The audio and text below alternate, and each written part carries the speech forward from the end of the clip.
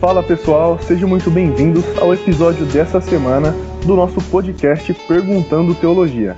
Meu nome é Lucas Alexandre e estou novamente com o Thiago, que é professor teólogo. Tudo bem, Thiago? Tudo bem, Lucas, graças a Deus. Certo. Thiago, a pergunta de hoje é sobre o milênio. E para a gente começar essa pergunta, eu queria ler um texto bíblico que está lá em Apocalipse 20, 4 e 5, que diz o seguinte: Vi tronos em que se assentaram aqueles a quem havia sido dada autoridade para julgar. Vi as almas dos que foram decapitados por causa do testemunho de Jesus e da palavra de Deus. Eles não tinham adorado a besta nem a sua imagem, e não tinham recebido a sua marca na testa nem nas mãos. Certo, Thiago, aqui nesses versículos nós vemos o que é o milênio, mas não deixa claro pra gente quando isso vai acontecer ou de que forma que isso vai acontecer. Quais interpretações que a gente consegue trazer desse versículo?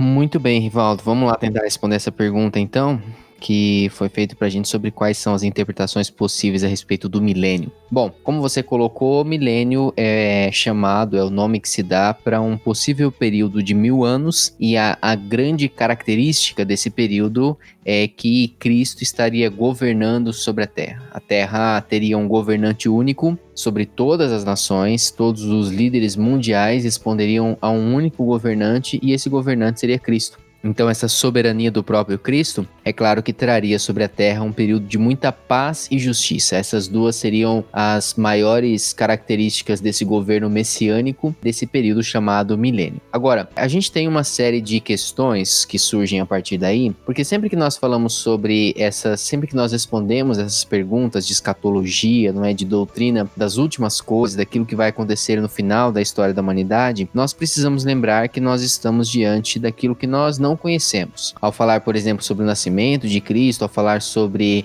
Jacó, ao falar sobre os profetas, nós estamos olhando para trás, e aí sim nós podemos dizer com base naquilo que aconteceu. Sempre que nós olhamos para frente, é claro que estamos então respondendo a perguntas ou estamos falando com base naquilo que nos é dito pelas profecias nas Escrituras. Então, o futuro não está diante de nós, como está o passado, mas o passado nos reservou certas profecias, Deus nos deixou esses profetas, esses homens que falaram sobre o futuro, e é isso que nós temos como base para dizer essas coisas que ainda irão acontecer. Mas vamos lembrar aqui o seguinte: quando nós estamos falando de futuro a partir das Escrituras, nós estamos falando que Deus nos dá a conhecer algumas partes do futuro, nos dá a conhecer alguns eventos, e não estamos falando de previsão do futuro. Então não é simplesmente um chute, não é também uma tentativa de leitura dos astros ou qualquer coisa nesse sentido para prever o futuro. Não estamos tentando prever,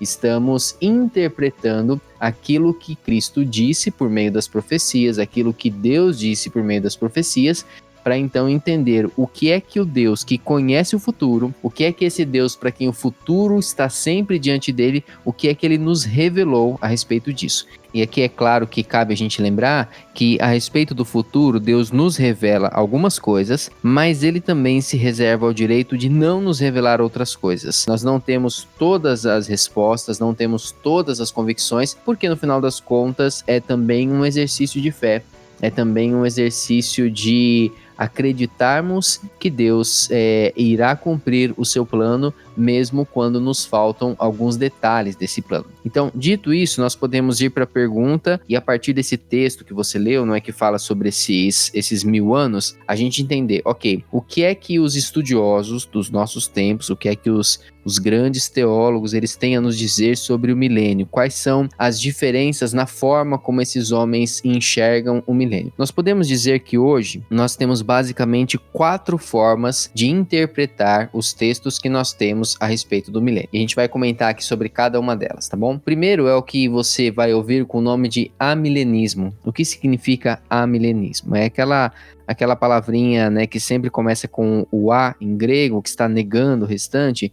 Então, ela quer dizer justamente um não milenismo. Significa que a primeira interpretação que existe a respeito do milênio é que não existe um milênio. Você vai dizer, poxa, mas como assim não existe um milênio? Nós acabamos de ler um texto que fala a respeito disso, não é? Esse grupo interpreta da seguinte forma. Bom, na verdade, quando se fala sobre um período de 1000 anos, a primeira coisa que nós precisamos entender é que esses 1000 anos anos não são literalmente 1000 anos do tipo do ano 951 até o ano 1951. Ou seja, não há uma interpretação literal. 1000 anos aqui, de acordo com esse grupo, é uma figura de linguagem para representar um grande período de tempo, um período de tempo muito longo. Então, esse período de tempo muito longo, de acordo com o amilenismo, já é o período em que nós estamos vivendo. Por quê? Porque você vai dizer, poxa, mas Cristo está reinando, nós temos um período de paz, e esse grupo vai dizer, sim, de certa forma, Cristo está reinando por meio da igreja, e nós temos um período de paz porque a igreja hoje desfruta de uma certa tranquilidade para que o evangelho possa ser pregado. Então, comparado com outras épocas, comparado a outros momentos da história da humanidade, o momento em que nós vivemos é um momento de mais tranquilidade, é um momento mais sereno para que o evangelho possa ser pregado entre as nações. Então, esse grupo interpreta da seguinte forma: bom, 1000 anos não é uma interpretação literal, é um período de tempo muito longo que nós já estamos vivendo ele, e Cristo está reinando por meio da igreja, ou seja, não é Cristo aqui fisicamente presente governando, mas é Cristo reinando, os ensinos de Cristo, as ideias de Cristo, a visão de Cristo sendo divulgado na terra por meio da igreja. Então nós estaremos experimentando um período de refreamento das forças malignas, e esse milênio representaria o longo período da era da igreja, que vai finalizar quando Cristo voltar, e aí os crentes ressuscitam, os mortos ressuscitam, e aí o estado eterno, né, o julgamento, novo céu e nova terra, tudo aquilo que a gente já comentou em outros episódios, tudo aquilo acontece daí pra frente. Então, essa é a primeira posição do amilenismo. Apocalipse 20 está falando sobre o momento que nós já estamos vivendo,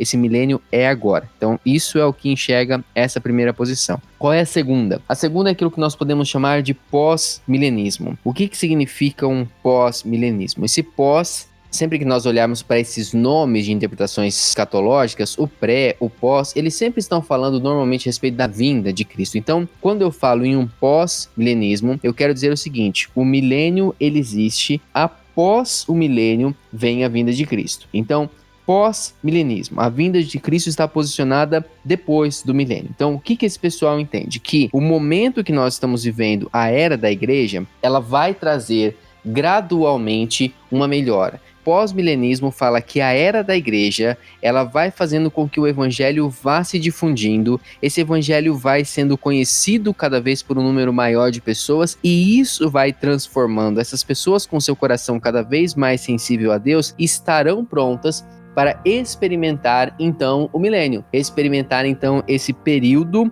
de uma longa duração, que para a maior parte dos estudiosos pós-milenistas também não é literal, e aí esse período, então, ele vai ser o que vai terminar, culminar com a volta de Cristo. Então, a grande diferença aqui entre o amilenismo e o pós-milenismo é que o amilenismo acredita que nós já estamos vivendo esse momento, porque não existe uma distinção de fato de um período chamado milênio, ou seja, o milênio ele é um período longo que já está embutido na era da igreja. O pós-milenismo não, ele acredita que a era da igreja vai proporcionar naturalmente, pela expansão do evangelho, o milenismo. O importante dessas duas posições aqui, uma característica delas, é que as duas vão dizer que o período de 1000 anos não é literal.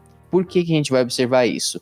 Porque se esse período de 1000 anos fosse literal, ou seja, 1000 anos cravado, então nós teríamos como dizer em que momento que Cristo volta. Por quê? Nós olharíamos a história da igreja e perceberíamos algo do tipo, olha, o evangelho se expandiu, e aí o evangelho proporcionou que os governos estivessem mais sensíveis para Deus, o evangelho fez com que as nações começassem a buscar mais a justiça, então podemos olhar e falar, opa, então começou o milênio, então começamos a contar 1000 anos, e aí nós saberíamos quando que Cristo voltaria. Mas a escritura é muito clara em dizer para nós que nós não sabemos quando Cristo vem. Por isso que nessas duas primeiras posições, a grande característica delas é 1000 anos não é um período literal, e sim é uma expressão que significa um grande período de tempo. Então nós entramos nas duas últimas, e as duas últimas são chamados pré-milenismo. O que significa isso? De novo, a gente está falando da vinda de Cristo. Então, pré-milenismo significa Cristo vem e depois é o milênio. Agora, a diferença entre a terceira e a quarta,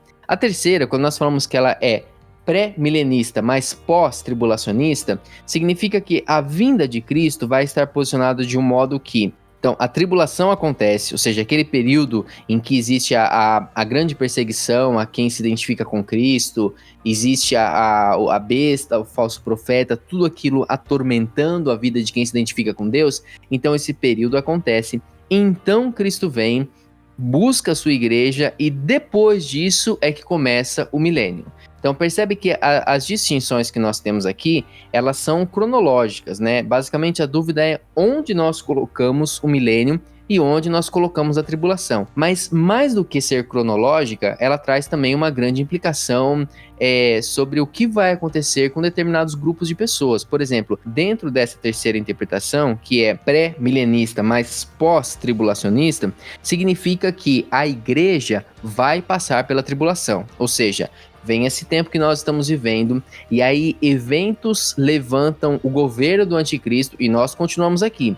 Então vem o período de perseguição, a igreja é perseguida, os judeus são perseguidos. Quando termina esse período de perseguição, a igreja é arrebatada.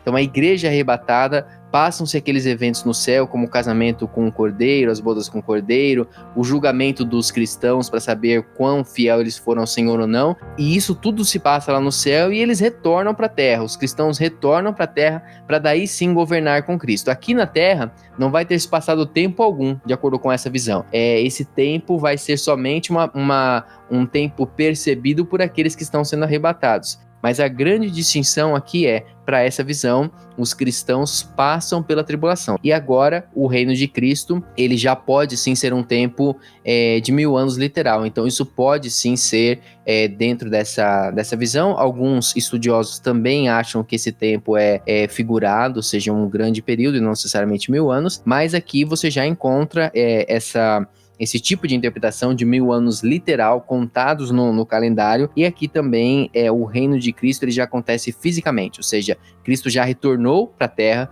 então Cristo está reinando e governando fisicamente junto com a igreja, junto com os santos. A última posição, como a gente antecipou, ela também é chamada de pré-milenismo, mas ela também é pré-tribulacionista, ou seja, é um entendimento de que Cristo vem, e depois que Cristo vem, acontece a tribulação, e depois da tribulação acontece o milênio. Então, como que essa posição organiza os eventos? Bom, estamos vivendo a Era da Igreja vai culminando para que nós tenhamos então o arrebatamento da Igreja. Então, o próximo evento que acontece de acordo com essa posição é o arrebatamento da Igreja, que é o que poderia acontecer nesse exato momento. Então, estamos conversando, Cristo vem até as nuvens e Cristo chama a Igreja, os mortos ressuscitam primeiro e aqueles cristãos que pertencem a Cristo vão para as nuvens se encontrar com Ele e vão para os céus. A partir daí, passam-se aqueles eventos que nós comentamos como celestiais, bodas do Cordeiro, julgamento dos santos. E enquanto isso, aqui na Terra, o arrebatamento está proporcionando um clima de instabilidade, de insegurança, e isso tudo faz com que o ambiente para o anticristo se torne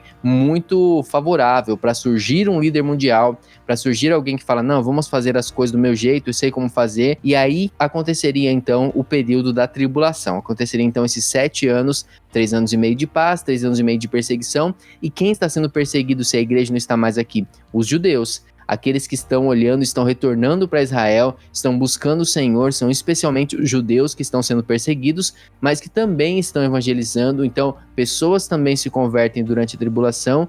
Passados os 7 anos, Cristo volta, e agora não apenas até as nuvens, mas ele vem até a terra, junto com a sua igreja, e a partir daí começa com a prisão de Satanás um período de 1000 anos em que Cristo vai governar. Aí é claro, né, a gente tem uma série de outros eventos que eles também podem ser observados, mas a gente pode dizer que essencialmente essas são as 4 grandes interpretações que nós temos sobre o milênio. A primeira, amilenismo, a segunda, pós-milenismo, a terceira, um pré-milenismo, mas com um pós-tribulacionismo, e a última, um pré-milenismo com um pré-tribulacionismo. A distinção é em qual momento os eventos como o milênio e a tribulação se encaixam, e é claro, né, as consequências que vêm daí, consequências do tipo quem participa de cada um desses eventos. O importante para nós aqui é observar que uma posição, o amilenismo, ele vai entender isso de modo muito mais figurado, de modo muito mais diluído, podemos dizer assim, na história da humanidade, enquanto as outras, elas vão entender que de fato existe um governo, de fato existe um governo mais identificado, em que as pessoas vão poder olhar e falar: Cristo está reinando. Certo, Thiago. E dependente dessas 4 visões que você apresentou pra gente, o que eu poderia tirar como ensinamento para minha vida cristã? A primeira coisa mais básica e essencial seria a gente não permitir que diferentes interpretações a respeito de posições escatológicas, elas nos fizessem brigar uns com os outros, para dizer o básico, né? Não há motivo para nós nos comportarmos assim, especialmente porque a gente está falando sobre o futuro. Então, nós estamos falando sobre uma área que de fato é difícil, de fato existe uma necessidade de nós olharmos para o que o texto bíblico diz, também olharmos ao nosso redor e percebemos qual é o movimento das coisas, como as coisas estão acontecendo. Podemos ter diferença de várias interpretações, podemos ter diferença na forma como vemos Israel e a igreja, como a gente comentou no outro episódio, mas o essencial é esse anseio pela vinda de Cristo.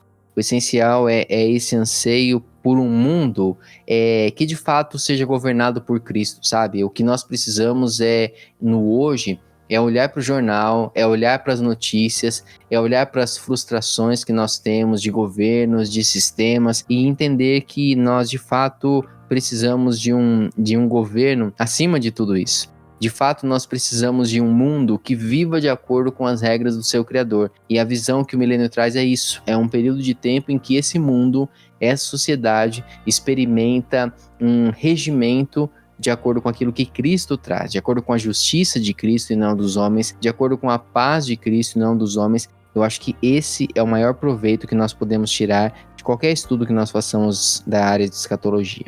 Maravilha, Thiago. Muito obrigado por mais uma pergunta respondida e queria convidar os nossos ouvintes a continuar acompanhando as nossas redes sociais e nos enviando as perguntas. Que Deus abençoe vocês e até o próximo episódio.